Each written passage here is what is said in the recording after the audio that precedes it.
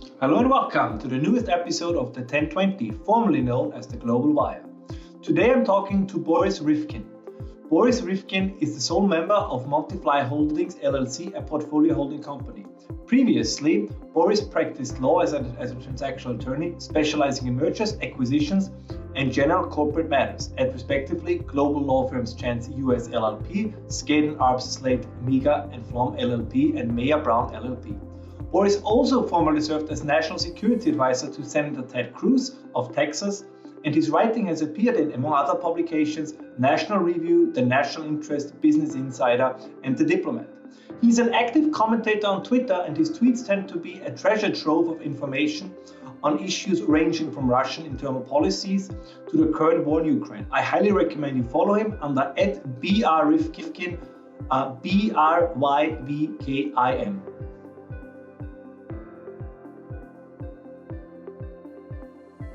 There we go. So in your perspective, if you would judge kind of what was happening in Ukraine over the last 24 hours, what's your impression? Do you think that an agreement or a ceasefire, did we get any closer, or do you think that things will get worse before they get better in the near future?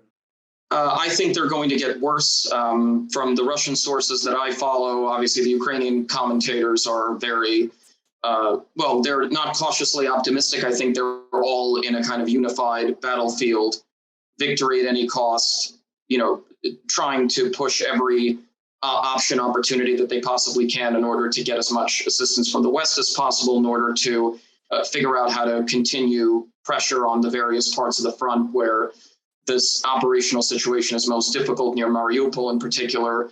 It seems the front has sort of stabilized around Kharkiv and Kiev for the moment, so their focus is really on the south, where most of the remaining Russian forces are concentrated and making better progress toward a drive north. And so they're less focused on any Russian concessions or any kind of immediate paths to a ceasefire, and more what can be immediately done now to reduce civilian casualties, to try to see if any counterattacks could be possible and to stabilize the line and to get as much assistance from the Western allies as they can. Obviously, the main focus of discussion was the Polish proposed offer of MiG jets to the U.S., which the U.S. had rejected. And beyond that, just the steady flow of any kind of anti-air assistance, javelins, and continuing the flow of those munitions as quickly as possible. Less, I think, is a focus on the immediate impact of sanctions, because there's a delayed effect of, how, and it's questionable when and how those will change Putin's calculus and the calculus of the Security Council that is beholden to him. But on the Russian side, from people that I've been following, there's a distinct air of pessimism. They do not believe that Putin is looking for any immediate off-ramps. They believe that he's stuck. Clearly, the operation that he had intended to carry out did not materialize. His assumptions have evaporated. He expected a very quick 2 to 4 day offensive operation for Kiev and Kharkiv, at least, to fall in a couple of days, for Zelensky's government to be ousted or to have fled by now. And to also, most importantly, receive a very large base of popular support in Ukraine and the central and eastern parts of the country, which have mostly Russian-speaking or ethnic Russian Ukrainians. He didn't receive any of that at all, and there's resistance on pretty much every front. And we can talk a little bit more about how that's been characterized at a local, city-by-city level in a moment. But there is a sense that Putin is now stuck. He's frustrated. The majority of his cabinet were not aware of his decision to invade. The decision to invade, from the sources that I follow, was made by about 3 people at most. The directive was signed near the end of January. So the vast majority of even those on his Security Council were not sure until the very last minute that he was going through with a full-scale regime change, aggressive war. That was never something that they had anticipated. So they're all in a panic. He's very frustrated. They're aware of the casualties and losses in equipment that they're taking.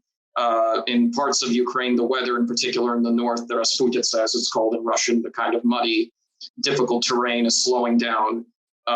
that huge convoy in front of Kiev. A lot of it is full of vehicles that frankly can't be refueled, that are suffering from maintenance problems, that hasn't gone anywhere in days. They don't know really what they can do there. So in a number of key areas, the offensive has stalled, or at least they would want to have a pause to resume any kind of strong movement. So a lot of the offensive momentum of the first week has been lost or is petering out, as we would say. And there is a real fear that out of frustration, because none of what has been imposed on Russia so far will directly impact Putin's thinking or change his mind in the near term. And everything that he has said and done over the last couple of days, inside Russia in particular, the statements that he has made signal that he is for escalation and not for finding an off-ramp. So all of these discussions, Lavrov, for example, the foreign minister, is meeting with the Ukrainians in Turkey today, or will soon. They've been having these negotiations in Belarus on the border with the Russian team, which is full of basically just marionettes. These are not serious people that could deliver anything. So I've been saying that nothing that the Russians have been presenting, from Putin or Peskov or anybody else, as terms should be taken seriously. In other words, they're tactically trying to readjust. And I don't think that Putin is in a place right now where he can accept terms which would result in him losing face and being seen as having been defeated now. I think that he will try for a doubling down and to see how much more misery he can inflict on the country with civilian casualties, and maybe even opening up the chance of possibility of using weapons of mass destruction, up to and including tactical nuclear weapons. And I've heard a number of sources, former members of the security services, going back to the KGB era, people who were former members of the Russian Duma, those who worked with Putin at different times in different governments, and those who are level-headed in Russia, who are sensibly analyzing the situation, who aren't paid, Kremlin propagandists, work for state media or anything like that. All of them are saying that pretty much that there is a non-zero chance, almost all of them, of Putin realistically considering using tactical nuclear weapons in Ukraine.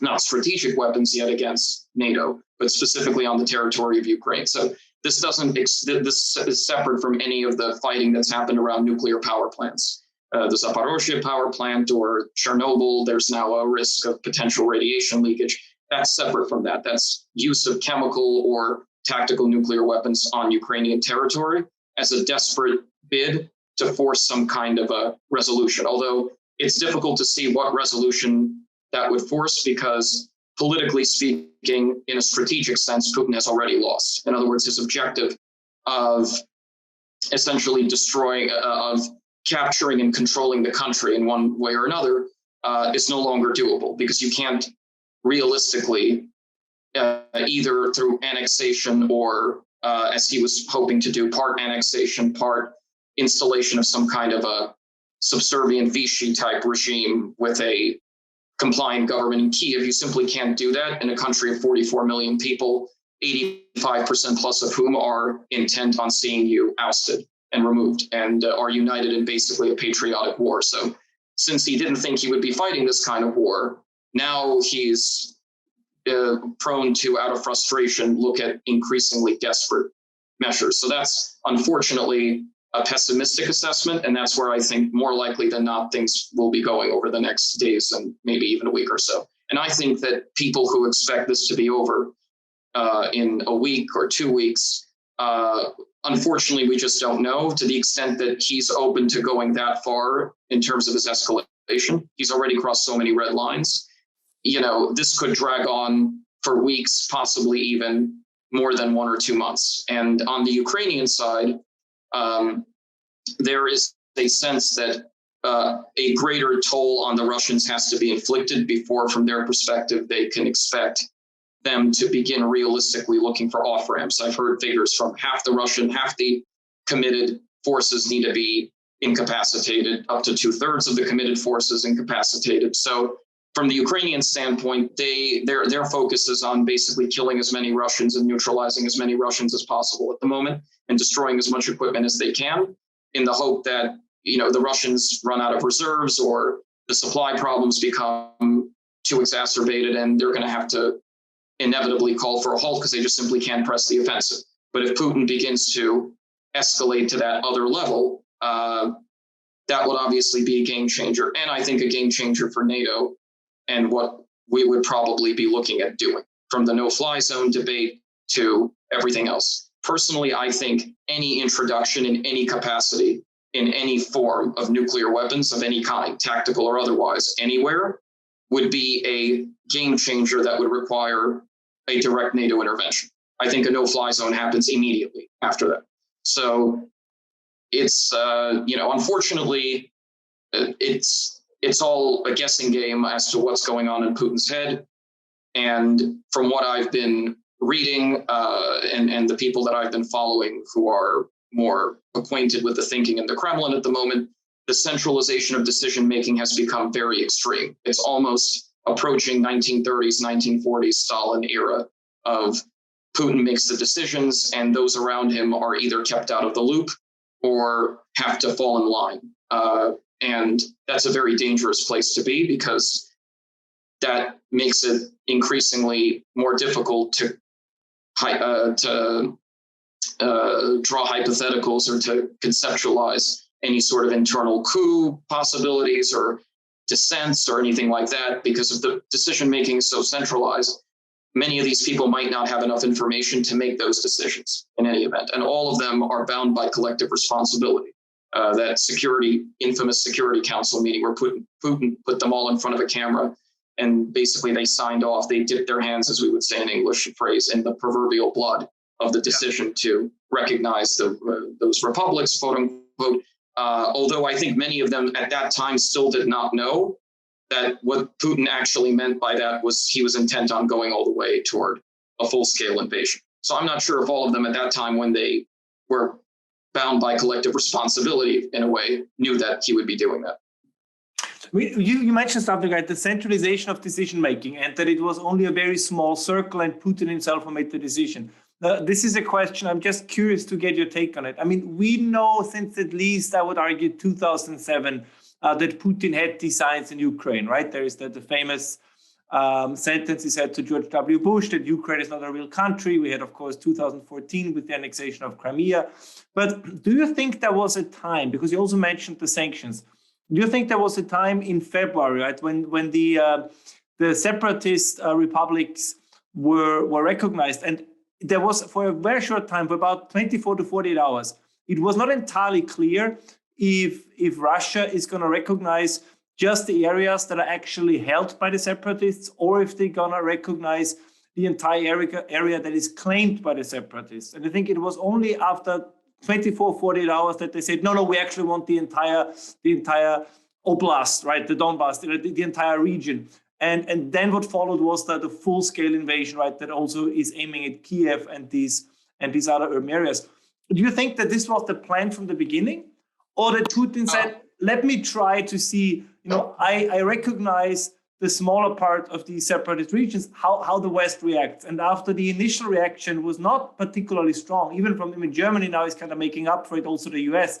But in early February, it seemed weak. It seemed as if one would accept, Joe Biden said it in one speech, right? He then corrected himself, but he pretty much said, well, a full-scale invasion would be crossing a red line, but a minor incursion along these lines. I'm paraphrasing here. So when do you think did Putin actually then make the decision? Was that already in fall of 2021? Or do you think it was in a shorter period of time that they said, okay, this is the moment where I can do this, and then they went in?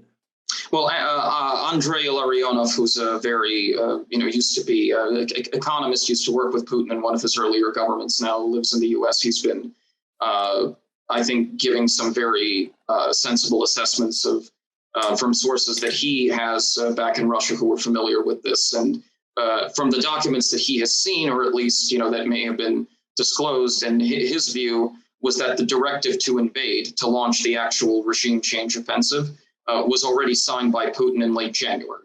So if that's true, then a lot of what happened in February leading up to this may have just been theater and had already been sort of prepared to try to, as part of a disinformation campaign, or to try to keep off balance those who were still doubting. Or maybe he had signed the directive, but that doesn't mean that the invasion order had actually been given. Because if you sign a directive that doesn't specify the invasion will begin at 4 or 5 a.m. on February 24th, you using these forces, there are, separate directives that are given. You give the directive to the general staff, and then, they give the orders down the chain of command, et cetera. So I don't know when that decision operationally was given to begin, and whether there were any points at which he might have had second thoughts. I think he was certainly testing for a response from the Western powers in particular, but I think even almost immediately when that recognition was, quote unquote, made, already you had Peskov just immediately when he was asked, because that was the obvious question before the 24 to 48 hours passed, what is the scope of the area that you intend to recognize? And he would just repeatedly say no comment or give some statement that said, circular statement that we are recognizing that which the separatists claim to control, which of course meant the entire area of those oblasts. So it was clear that that was what was happening. But more importantly, the minute that Russian troops, regular troops, with military insignia recognized as Russian troops crossed the border into those republics, for all intents and purposes, it really didn't matter whether it was going to be a full-scale invasion or it was going to be some sort of a limited offensive out of there. That already was an invasion, and that happened within a minute, basically, of the recognition. So I think a lot of that is more us trying to find a distinction without a difference, because the key point was both of these republics, all of this is just legal theater. It wasn't even legal theater, it's just open theater, because these republics, the people there are just former FSB officers. These are Russian citizens, nationals who are at the service of the Kremlin. These aren't independent actors who are running, administering the Lugansk and Donetsk, republics, quote unquote. This was a FSB Russian military operation to seize administrative control of those parts of those oblasts and then take as much territory as they could. They were limited in what they could do in 2014 because Putin did not at that time authorize regular Russian troops to move into those areas officially. So he didn't do then what he did now. He did that in Crimea, although you had the little green men without insignias, and they put the referendum through and everything else. But in the Donetsk and Lugansk, everybody knew that the Russian troops were there, but officially they weren't. They were volunteers, or that's how they were called by, their families were told they were just missing in action. They couldn't tell anybody about the circumstances of their sons, whereabouts or deaths and those who have been killed there, etc.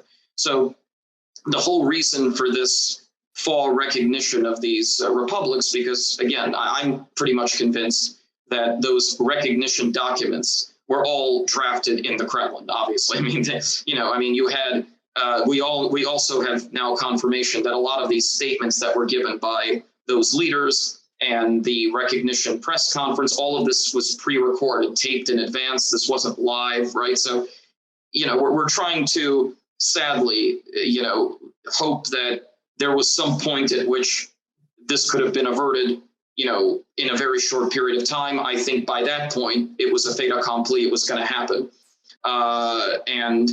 That the machinery had begun to move in a way to get to that point.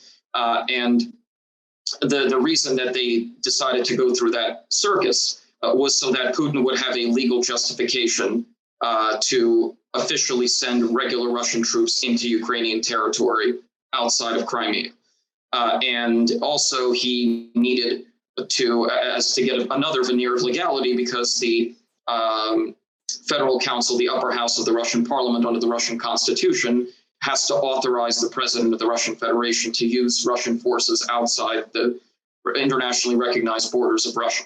So he needed this fig leaf, this invented recognition show, to provide a pretext for the upper house to give him that permission, and which he immediately invoked and put into use. So he, from Sergei Pugachev, who was effectively his first campaign manager in 2000, worked very closely with him when he was prime minister, and in his first year or so as president, commented on this, that Putin, I don't know if that's changed now over the last year or so.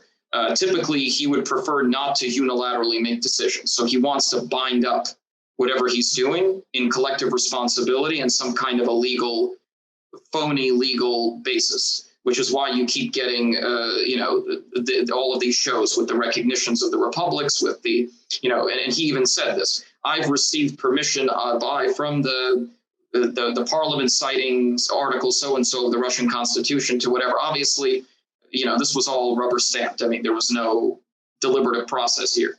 Although now you have members of the Duma resigning or protesting, saying, well, we only voted for the recognition of these republics. We didn't think that you would actually invade Ukraine. I mean, how stupid do you have to be, right? I mean, I don't really take that to be very credible, but all that does is show that they're concerned. Had the operation gone according to plan, we wouldn't be getting these protests. So that's how I would look at it. My assessment was that he wouldn't go through with a full-scale invasion, not because of any fear about a Western reaction sanctions response, which he definitely underestimated. I thought that he simply would not be, to use the word, delusional enough to believe that there would be no mass popular resistance, that the Ukrainian military was totally decrepit, that the government would just simply run away, that he would be able to achieve this in 2 to 4 days and not meet with resistance, that he would be met as, some kind of a liberator in these Russian-speaking cities and towns. I really didn't think that he would be stupid enough to believe that that's how it would play out. But it turns out really that I was wrong. I have to, I acknowledge that.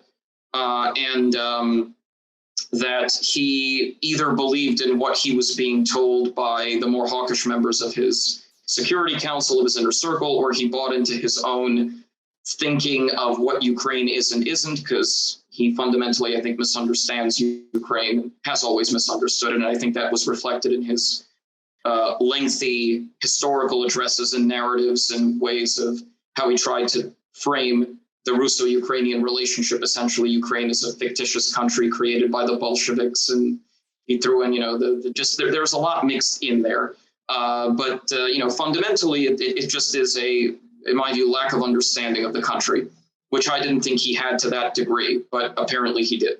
That would have been a follow-up question, right? I mean, there is, whether language-wise or in the close vicinity, there must have been at least, as one would assume, and obviously that was not the case, one would have had to assume that there is some knowledge in Russia about the general sentiment of the Ukrainian population.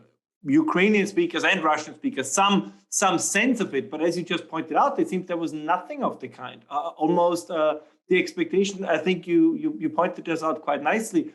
He must have sincerely believed what he said in those 8,000 word speeches. I think that's, from my perspective, that's the only explanation that makes some sense, because otherwise, how can you so fundamentally underestimate not just the military resistance, but the sheer rejection of the population of a Russian invasion that is perceived by everyone, it seems, in Ukraine as an invasion. So the number of people that sees it liberate us, unless it is staged, I don't think many people sincerely believe that. So if you touched on it a little bit, but if you would elaborate a little bit, kind of from your own understanding, how is in an intelligence apparatus, right, in the entire machinery of Russian power, how is such a miscalculation possible?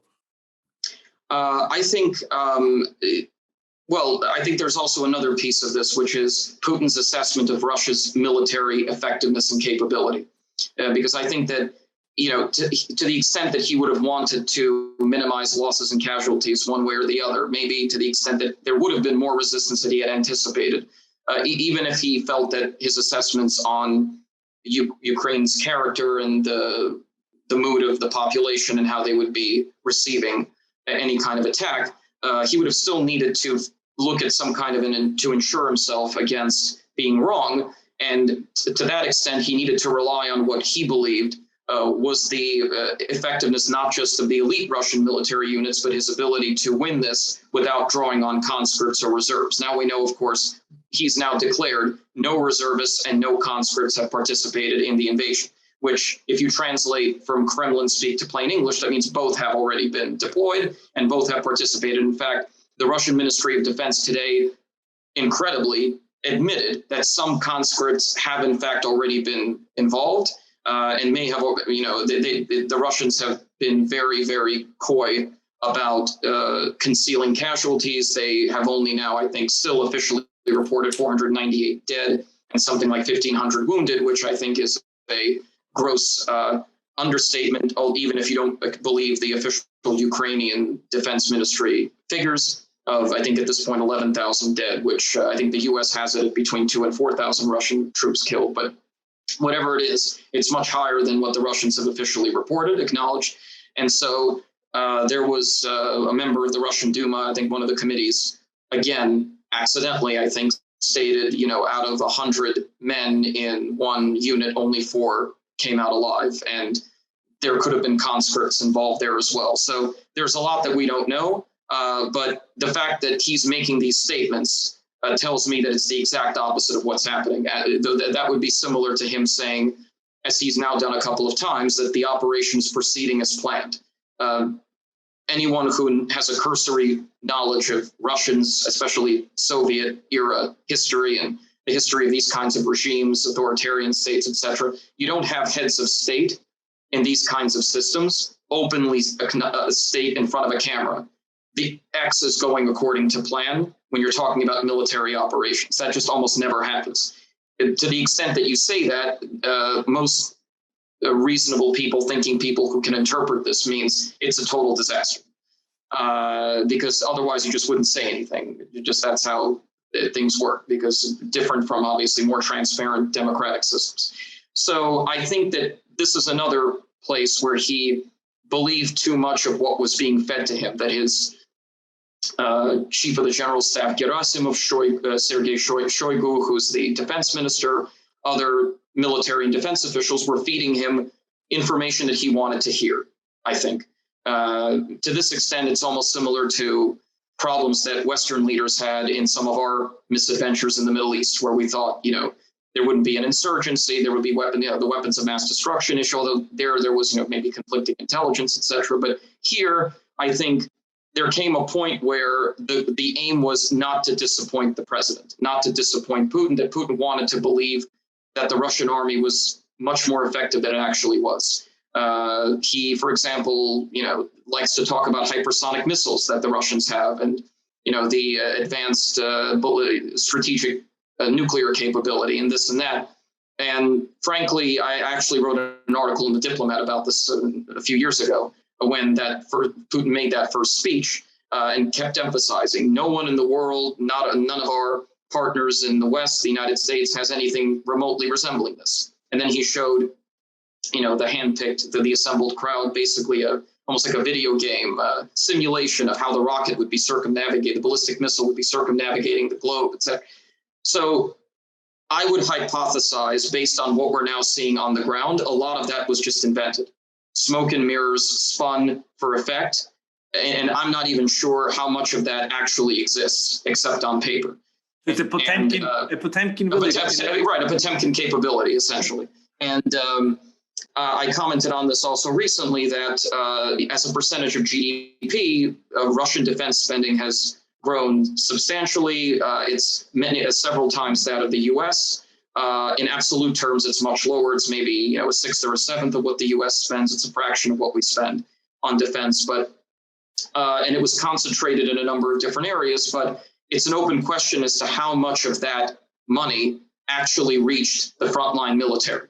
I mean, unfortunately, much of that was stolen or misallocated. I think now we can pretty much see that. And we're seeing that on the ground in Ukraine. Rations that have expired years ago given to the troops, problems with fuel, problems with maintenance, masking obsolete tanks and armored personnel carriers and vehicles as newer models, basically just pretending. In fact, they're running out of trucks that are usable. I mean, this is not, given what they were spending and what they present on the parade ground, this is really not how it should have been progressing and what they should have been fielding. So I think, you had these two fundamental mismatches and wrong assessments. One, on Russia's actual military capability, and two, how quickly this operation would proceed and the scale of the resistance he would be confronting. So, and I'm not sure that there really could have been anyone, if you have a culture where the goal is not to make Putin displeased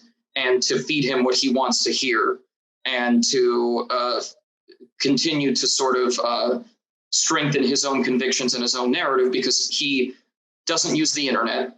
he relies almost entirely on hard copy briefing papers that are handed to him in folders by his very, very close aides, maybe Patrushev, who's sort of the secretary of the Security Council, maybe a couple of other people. That's the airtight information bubble that Putin inhabits, and that's been especially exacerbated by coronavirus and his isolation during that, and his phobia surrounding that, his phobia surrounding any attempts at possible assassination, which is why Mikhail Khodorkovsky actually speculated recently that the reason for those ridiculously, laughably long tables that he sits as officials in is less about coronavirus phobia and more literally about fear of assassination. I mean, he has isolated himself to an extreme degree, to the point that I think his connection with reality has been somewhat altered. So he's created a new reality for himself within which he's acting, which to him seems perfectly rational. But to us, inhabiting an objective reality outside of that world, it seems totally absurd and ridiculous. And we're now seeing all of that, his reality breaking down in real time. But I think that from his standpoint, from what he was hearing and based on decades of his own ideological conviction, and I think that he has a much higher assessment of himself than is warranted. He does consider himself to be a brilliant strategist. He does consider himself to be much more understanding of the post-Soviet space than I think is the case. And I think he fundamentally, deep down, and this goes back really to the early 2000s already with, at that time, it was President Kuchma in Ukraine, and he had some conflicts with him, belief in everything that he said about Ukraine and Russians and Ukrainians being the same people, et cetera, and that began as a kind of ideological conviction and became a fixation after 2014, the ouster of Yanukovych. And that was, I think, fed a deep resentment on his part, and also a desire for vengeance and to punish the Ukrainians as well, because he simply cannot understand and countenance that the Ukrainians as separate subjects would choose a different path of development than the one that he had envisioned for them. And I think that he just simply cannot let that go, which also strengthens my belief in there not being a near-term off-ramp, and in him being more open to escalation than in easing the operations and pulling back, just because of how he looks at this situation. A Western leader, or even somebody who was not as ideological, because I don't like to draw East, West, Russia, Europe, etc. I mean, I believe in what de Gaulle said. Europe begins on the Atlantic and ends at the Urals. So I think European Russia is European, although some would disagree with that at this point. But I think somebody who was less ideological, even if it was an authoritarian leader, would understand this is a disaster and would start to think of ways to walk away, losing as little as possible and saving face. But I think when you add in the ideological component for Putin, it becomes much more complicated. And I think too many European analysts, especially, I don't really want to say American analysts, because I think here the conversation really isn't at a high enough level, except for, academics who talk like Mearsheimer, his views of this. And unless you're talking about those types of foreign policy intellectuals, if you will, when it comes to mainstream analysis of what's happening, it really isn't at a very nuanced level. But looking at what's being discussed in Germany and Western Europe, I think they don't factor in the ideological component as much as they should, because they really would like this to be sort of he's going to come to his senses at some point and realize there's too much pressure. I'm not sure. It would be wonderful if he eventually did. I'm just not sure what that point will be. Do you think that, particularly in the last couple of years, that the Russian involvement in the Middle East also kind of played a role in the overestimation of one's own capabilities? Right, that the idea was, well, all of a sudden we fought a horrible war in Chechnya that kind of was only then, as a quote unquote, won with the use of brute force. But in Syria, we showed that we are once again capable of projecting our power almost globally in a way as only the United States can do it. And that what you just described, that maybe also in front of Putin, that maybe this was embellished, right? That how large the operations actually were, right? That it might have been described to him as now the Russian army has experience. We have operated outside of our borders. Now we are capable of doing this, although the actual experience was significantly less than they might themselves believe. I think less the Middle East and more Georgia, Chechnya, those sort of peripheral conflicts. I think Georgia played an especially important role here because that ended in 5 days. And that was around how long it took for Russian forces to reach Tbilisi and force a political settlement, because there was simply no time for the Western powers to really do anything except hold a few marches and send out a few very stern condemnations. Saakashvili was also not Zelensky. The circumstance that Georgia was a much smaller country. On top of that, Saakashvili actually began to shell Tskhinvali, which was in Abkhazia, South Ossetia, to give Putin, or at that point Medvedev, who was the president, but Putin as prime minister was effectively still making the decisions, the clear pretext that they needed to intervene, and it happened very quickly. I mean, here there was clearly no pretext whatsoever. They didn't really even wait for the Ukrainians to do anything. I mean, obviously they, burned an armored personnel carrier tank somewhere, and Russians said, look, Ukrainian infiltrators who are not going to show on camera snuck into Russia and attacked us. This is, frankly, the Wehrmacht, the SS killing Polish prisoners and making it look like they attacked the radio station in 1939, right? I mean, that's as silly as that. And obviously everybody saw that. But that, I think, guided their thinking, especially with the view that Kyiv could be taken quickly with airborne special forces units without really needing to involve the bulk of the invasion force that they had concentrated on the borders. Also, thinking back to how Chechnya was subdued, thinking back also to the first Chechen war with Yeltsin, where then his defense minister Grachov, who was very, very hawkish, this very kind of combative veteran of the Soviet-Afghan war, where he was decorated, and that's where he cut his teeth, if you will, really just having no understanding of what was in front of him, assured Yeltsin that within a couple of hours, with an airborne regiment, parachute regiment, he could take Grozny and bring all of this to an end. And instead, Russia fought a 2-year, very bloody war that nearly, destroyed Yeltsin's government. So I think that was what he was thinking back to. In terms of Syria, I think it's somewhat, in particular, I think it was a somewhat different case, because the Russians really maintained a very, very light footprint on the ground. Most of the fighting in Syria was done with whatever could be described as Assad's own regular army, the Iranian Revolutionary Guard Corps, Hezbollah, and all of these Shia militias that the Iranians had brought in, and other kind of irregular forces that were allied with the Assad regime, etc., against the patchwork of quote unquote, the rebels and others who were backed by Turkey and everything else. So there weren't many Russian boots on the ground in Syria. Most of what the Russians were doing was close air support for the other groups of irregulars, militias and others, and the Syrians who were doing the actual ground fighting and taking of territory. Except, of course, maybe Aleppo, which was, bombed to reduce to rubble, with strategic bombing attacks, etc., which Putin might actually resort to doing in Ukraine. I think that goes back to possible use of extreme force and continuing to terrorize the civilian population. So that, I think, is very sadly a distinct possibility in the very near term. But I think there, again, the goal was different. The goal was not for the Russians to occupy Syria, to install a friendly regime in Syria. It was to protect the friendly regime that was already there, with the fighting being done by somebody else, so that the Russians could, have their cake and eat it effectively. They could keep Assad in place with a very light footprint and pretend, look, we're intervening at the invitation of the internationally recognized legitimate government of Syria, et cetera, et cetera. We have very narrow objectives here. We're fighting ISIS. We're fighting this and that.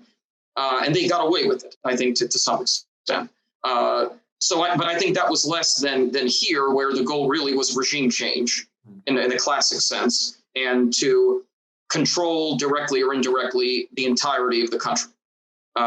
So again, I thought that was an impossibility, politically and otherwise, but they thought, as when Georgia, as when maybe Chechnya to some extent, and also looking at 2014 with what happened in Crimea, they thought that the rest of Russian-speaking Ukraine would be like Crimea, would be like those areas that they took over in East Ukraine. And they were sorely mistaken. Most of the fighting, of course, is around those Russian-speaking majority cities, Mariupol and Chernihiv and Kharkiv and etc. These are all Russian bastions, if you will, in Ukraine. Most of the nationalist, if you will, Ukrainian-speaking parts are in the western regions that really haven't been attacked yet. So this was just a terrible miscalculation, but I think that's what he was thinking back to. And I think that his generals who were planning this were also relying on those precedents. So I'd like to combine two questions, because I think this was a very insightful assessment of how it developed, how it emerged of the status quo, and about the thinking that led to the decision ultimately to invade Ukraine. But do you think that there is kind of one final ace up Putin's sleeve?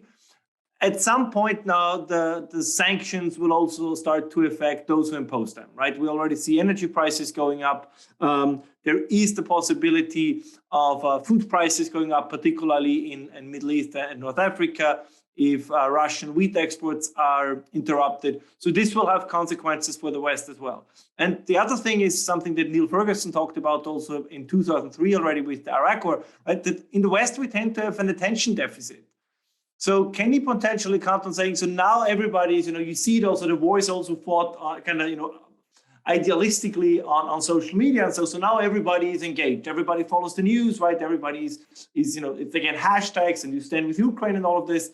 But is it possible that at some point, right, like it happened with so many other things, that especially if it comes at a cost, that people say, well, it's Ukraine. Isn't Putin kind of right? Haven't they kind of been part of Russia for a long time? Is it really necessary that I have to risk my comfort, right, for a faraway country of which we know little, to paraphrase Neville Chamberlain? And as an add-on to this question, because I know that you follow this as well, you see this a little bit, and I find it frustrating almost, but particularly on the kind of new right in the United States, right, where it's like, we have to focus on our domestic issues, and which is an argument the more I understand is the one that they say, well, we have to focus on China. But there is this idea, right, that again, as we just said, it's a faraway country that sometimes I feel it's one thing to say we should remain neutral or not care, between quotation marks, but it almost turns something into hostility towards Ukrainians, saying, why can't they just lay down their weapons? It's useless, it's futile, it only extends the suffering. So some of them are literally saying, this was, I think, very much today, right, that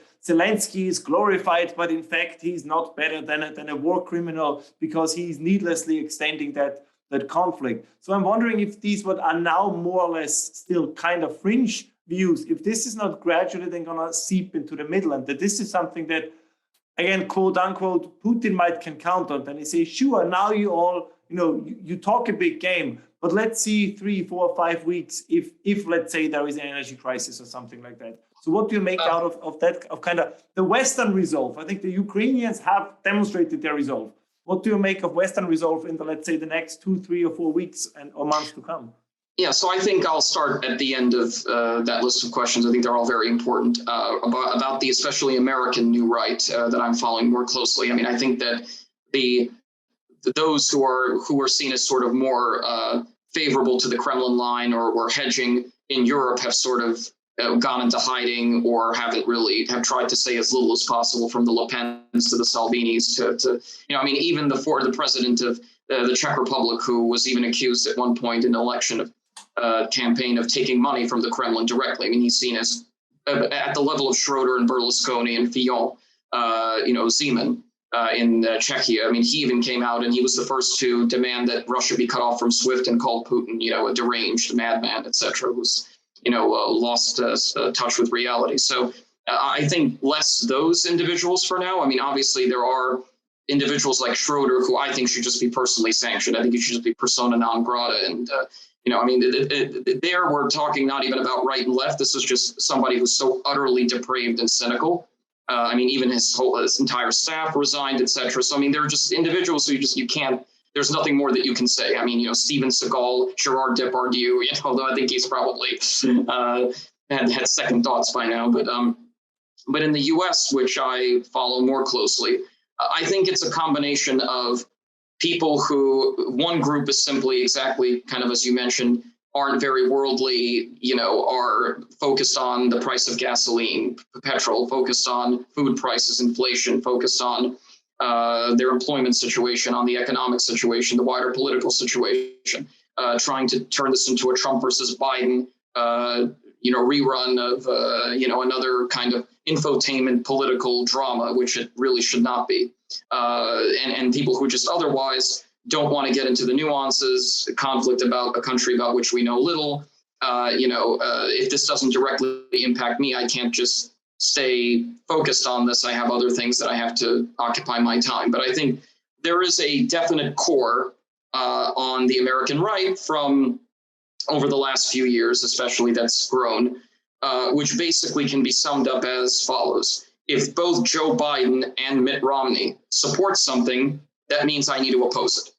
In other words, that means there's some kind of conspiracy, there's some kind of backstory here, likely some kind of corruption. It's the establishment, if you will, trying to trick us into this, that, or the other thing. So it's just happened so many times, and the level of cynicism has become so deep that people don't make these distinctions anymore. And to the point that when it comes to Ukraine, that feeds into a lot of what you're hearing from these people pressing Zelensky to cut a deal. They're almost like the same chorus: take the deal, take the deal. And of course, I like to respond, what deal? So essentially, the Russians have literally lied about every single thing, from we're not invading Ukraine to we're going to be respecting ceasefires for humanitarian corridors. So if the Russians have now broken their, third or fourth ceasefire in Mariupol and, elsewhere, Irpin, for humanitarian corridors, if they can't even respect those, how can we take anything that Peskov, Putin, or any of these people say seriously? Of course we can't. These aren't there. There is no deal. But I think it reflects this sort of view of, look, Ukraine is just another East European gangster state like Russia. In other words, it doesn't matter if Zelensky might be more democratically legitimate, less legitimate. You heard this, for example, on Tucker Carlson, very, very prominent. I think he kind of is the best representative of this on the American right. And I think he's not saying this in bad faith. I don't think he's a bad person, I think he understands who Putin is fundamentally. I think he's examining this in this kind of contrarian, like, what is America's narrow interest here? What is actually happening? Let's try to let's paint a more complicated picture of what's happening, because what they're trying to do is push back against the immediate, as you said, everyone out bleeding, if you will, blue and yellow. Everybody with their blue and yellow pins, Ukrainian flags, standing ovations in the European Parliament and the House of Commons, everywhere. Ukraine is, the second coming of liberal democracy, and the salvation of all that is European, and the representation of all of Europe's best values and dreams and everything else. And that's when you have people like this who come in and said, well, whenever these same people have said that in the past, usually that we've heard the same thing about the Iraqi people who we were going to be liberating. We heard the same thing about Libya in 2011, and look what happened there. We heard the same thing about this, that, and the other thing.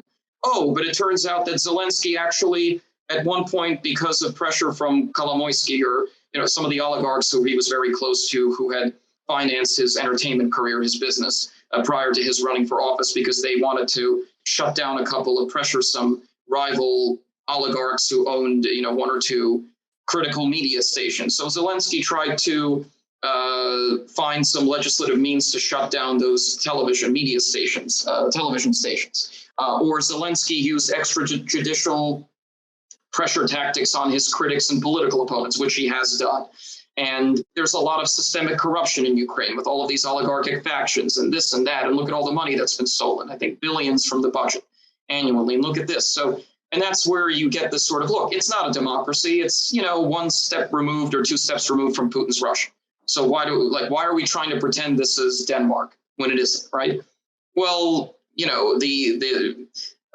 I think there's really not that much that could be done to push back against that, because fundamentally the issue is, no, it's not a democracy. It's a flawed democracy. It's not Denmark, but it's not Putin's Russia either. And to say that Zelensky is not democratically elected is simply absurd. He is democratically elected. And in fact, had what they were saying been completely accurate, then Putin would have been right.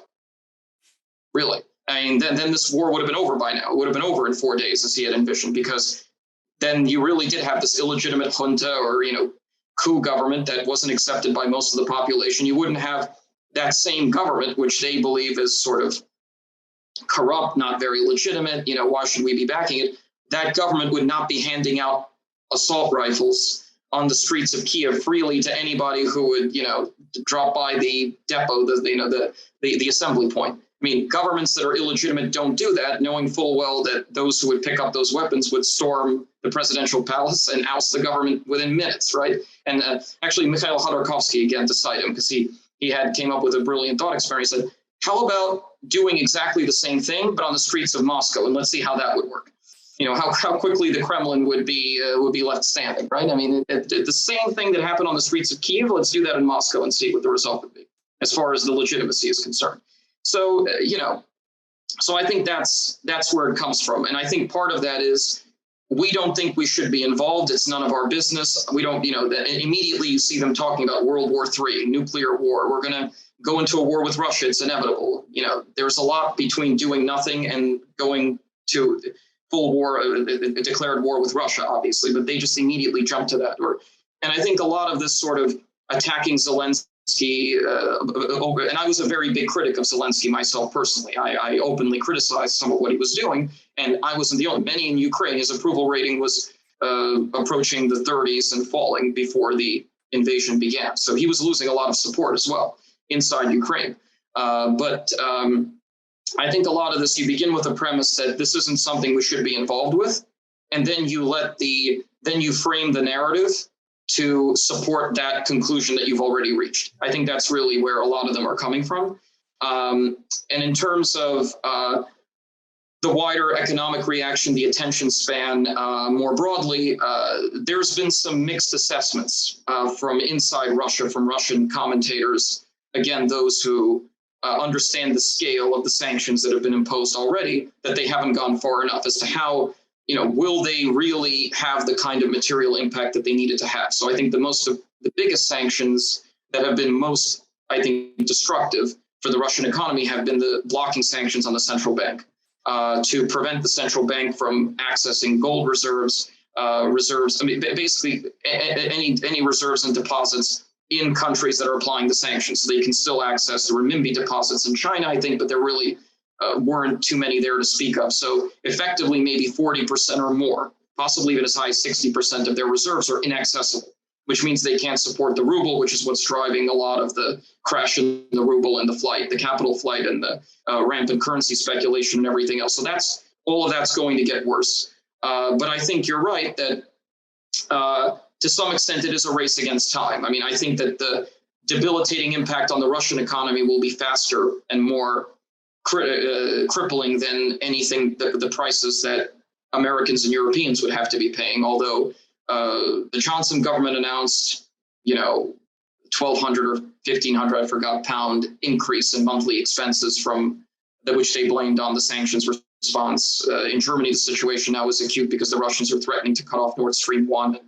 And the Germans have ruled out oil sanctions, and that's another, I think, major area. If I might throw in one comment here, sure. Just real quick, isn't it? I mean, this sounds very cynical, and I don't mean it cynical, but isn't it that if you look at like in the late 80s, early 90s, right? Russia had a massive economic crisis. They had another one in the late 90s when they defaulted. I know that it's already now 20 years ago, more than 20 years ago, but this sounds very cynical, and I hope it doesn't come across as such. But isn't it that even if the hit that Russia takes economically is significantly harder, by all means, that the one that, let's say, Europe or the United States take, that simply there, I know this sounds a little bit like the old myth of the what do you call it, the Russian soul that can endure so much, but in this case, that there is simply for at least the middle to older generation, such an experience with such economic crisis that they can take it, maybe not better, but that they don't fold that easily. And again, I mean this not as a moral judgment, but that it's something to say, well, we defaulted in 92, we defaulted in 98, but this time to maybe add another angle to this, but this time we can say, well, we default, but that's because, we fight for a cause. It's about, we re-enter the world stage. We want to reassemble either, whether it's Tsarist or Soviet Russia, whatever one would speak. So now it's not basically now we are crashing economically, not because we're weak, we are crashing economically because the others are afraid of us. I mean, I'm exaggerating here, but isn't it possible that that they might endure it longer than we think? I think that this is sort of a two-part issue. First is, how would any of this impact Putin's own decision-making and those in his immediate inner circle and those with any kind of political influence in the Kremlin and the different factions there and Russian society as a whole? I think that the sanctions as of now won't impact Putin's decision-making personally at all, or very little. So you're not going to be getting a lot of top-down changes because of the sanctions. In fact, Putin has doubled down on repression inside Russia with the up to 15 years in prison for spreading fake news about the invasion, including calling the invasion an invasion or the war, that you have to only call it a special military operation, which is the Kremlin-approved term. There were even some rumors of martial law being imposed. Export controls now basically, you can't transfer, more than $5,000 to a foreign bank account. I'm keeping track of all of these sort of repressive economic measures that have been put in place. So to me, it indicates he's committed to this and he's going to continue on. And to the extent that there will be a change in his policy, it would either be, sadly, for him being ousted, forced to step aside, and somebody coming in, sort of Brezhnev after Khrushchev with the Cuban Missile Crisis, or the death of Stalin and what came after, and Gorbachev coming after Andropov and Chernenko and all of that, or either him through some kind of an internal coup, or sort of an ouster, or being put in some kind of an impossible position where he's forced to withdraw somehow, which would mean accepting a humiliating defeat of one form or another. So I don't think there's really a quick deal here that could work, sadly, because it would just be a pause prior to him continuing his offensive, resuming it again. In terms of Russian society as a whole, I think that there is a core base of people, I agree, who are prepared to live in a hut, in a hole in the ground, in a hovel or whatever, if it means that Russia is taken seriously on the world stage. That the motherland's greatness exceeds the fact that I'm still living the way that my great grandparents lived without much improvement, but the individual really doesn't count for anything. What matters is national greatness and territorial expansion, and I'm fully buying in to what the president is saying in the propaganda machine and all for. I think that the number of those people is somewhat exaggerated. They're there, they form a base. But even they can only take so many bodies coming home, which is why, of course, the Russian government has tried to preemptively use extreme methods to conceal, as I said earlier, the casualties, and with the mobile crematoria reports coming in, that they want to send as few actual bodies back to families as possible. In fact, they're blocking the hotline that the Ukrainians have set up so that family members can try to learn information about the whereabouts of their kids or relatives, etc., loved ones who were deployed or were in the units that were then sent to Ukraine or were assembled there or at the border. So the families are sort of kept in the dark deliberately. But I think that the other end of that, on the other end of the spectrum, are those who fully understand what's going on, understand the scale of the sanctions, that Russia has been cut off from the basically Western, Asian, and American consumer economies for the most part. I mean, I'm not going to be getting into what the Chinese will or will not do here, but there are only so many Chinese brands that, unless Russia just becomes another province of China, that part of Russian society likes Western brands, and they are very much plugged into the Western consumer society and culture. All of that's been cut off. Now, for the most part, life has become materially worse. Unemployment is already beginning to rise.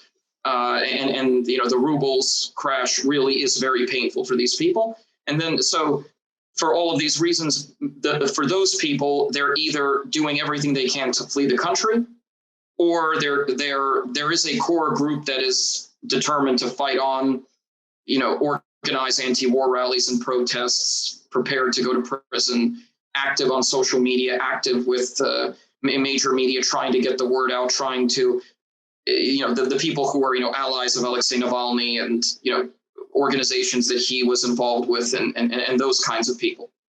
And these really are the best of the best. But the vast majority of those people at this point, I think more, I was watching an interview with Ilya Yashin, who I would highly recommend that you would follow, who is, was a very close confidant of Boris Nemtsov at one point, very active with Alexei Navalny.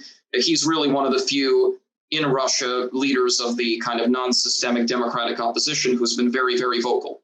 And he, recently declared, I'm not going anywhere. I don't care what prison consequences I might face, what the law says about fake information. I'm staying and telling the truth about this being a criminal war and or a war of aggression by Putin. And this is a disaster for the country. And we have to say, yeah.